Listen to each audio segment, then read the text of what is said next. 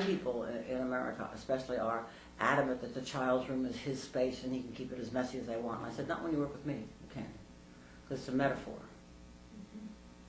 So you really have to think about overriding people on some of those things that you don't think work. In the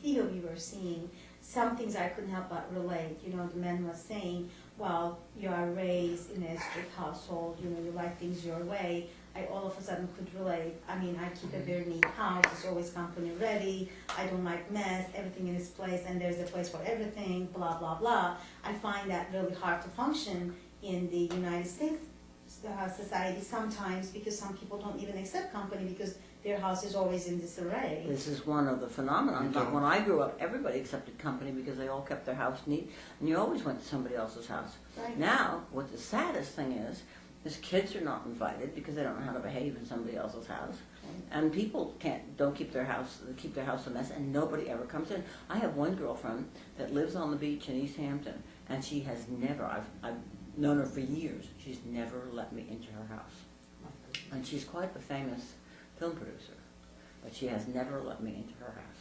Wow. I've had many dinners with her and all kinds of stuff. She just won't let me see.